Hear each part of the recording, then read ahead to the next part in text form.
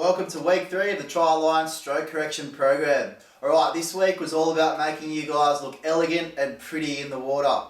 So how do we do this, you ask? We have a pretty technique when we recover. Okay, the recovery part of the freestyle stroke is when the arm's out of the water. A good example I like to give is when you do breaststroke. Okay, so think when you do breaststroke, you're engaging the muscles, engaging. Once you get to this point, you're actually switching off. Okay, so you're actually shooting forward and the muscles are not engaged, so you're actually not using much energy. Let's think about the freestyle stroke. Let's think about when the arm comes out of the water, okay, and you have a nice high elbow. If you have a high elbow, you're nice and relaxed, okay, got a floppy wrist, and you simply come over, okay, and you're not wasting any energy. Let's think about if you're a swinger. So if you simply just swing your arm around, you're actually going to be quite tight in the shoulders, okay, and you're going to waste energy that you don't need to.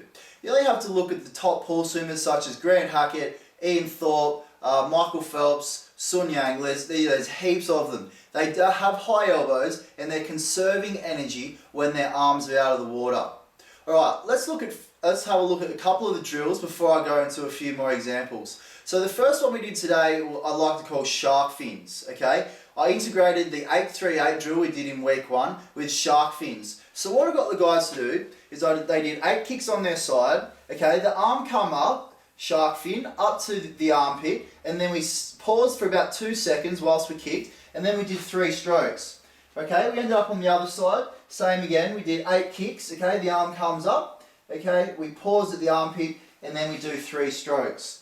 Okay, so basically we're just overemphasizing getting that nice high elbow and coming up to the armpit. Let's think about this, okay? If you're doing straight arm freestyle, so the arms are simply just coming over straight, think of the circumference, okay? If we've got a semicircle, the circumference of the hand coming from here over to here, okay? Think about that circumference. Now think about the diameter from here to here, all right? From here to here.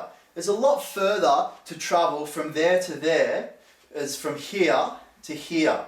Okay, I hope that makes sense. Now you might say, but what about Klimmy? Michael Klim used to have this great fast straight arm freestyle. This is effective. Straight arm is effective for high stroke rates and for sprint distances. Okay, we're not aiming to swim like Klimmy in a 100-meter freestyle. We're doing triathlon endurance events. We want to conserve energy. Okay, so the next drill we went into was monkey scratch. So we're doing our normal freestyle stroke, but I wanted everyone to touch their armpits like we're scratching as a monkey. Okay, so we come over. Remember about our rotation here, guys. If you can't rotate, okay, especially if you're not flexible, I talk about flexibility all the time. If you're not flexible, you're not going to be able to get into this position.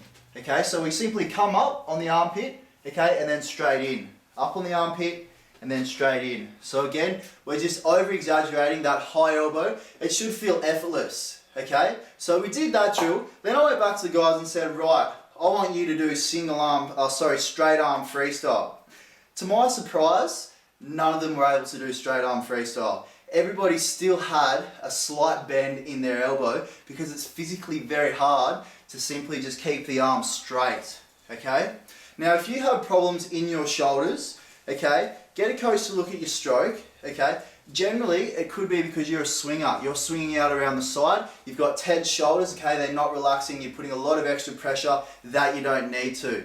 All right, so the next drill we went into, one of my favorites, chicken wings, fingernail trail, fingertip drag. There's plenty of names out there, but all it is coming up, okay, fingertips are in the water, we're simply holding it through and then flopping the hand in. Alright, so a side-on view of that is we come up, fingertips in the water, okay, nice high elbows, making you guys look really nice and elegant, alright, making you look really pretty when you swim, okay? So we covered that. Next off we talked about our hand exit. Where should the hand exit be? Now, we did what I call a pool boy touch, so you put your pool boy on naturally. Alright, so what we did is we come through and we actually come through past the hip, okay, or past the thigh, and actually touch the pool boy. Okay, so when you exit on the freestyle stroke, you actually want to keep the hands close to the body, alright? So we're going to talk about hip-driven freestyle again.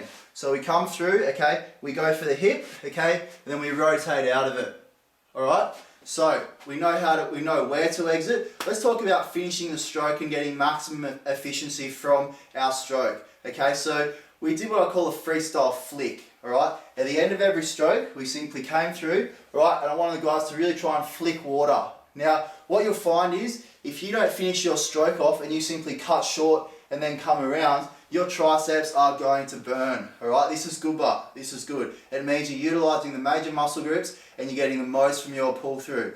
Alright, so freestyle flick, flicking the water. Again with these drills, if you want to use fins you can. I'd rather you complete the drills properly rather than struggle for air and not do them correctly. Okay, that's about all we did for this week, guys. Next week we're going to look at our strength, okay, building strength in the water and how we can build strength. We're also going to talk a little bit about weights and should we be doing weights as swimmers, okay? We're also going to talk about open water swimming technique and we're going to talk about why bilateral breathing is so important. Thanks for tuning in, guys. Look forward to next week. Cheers, bye.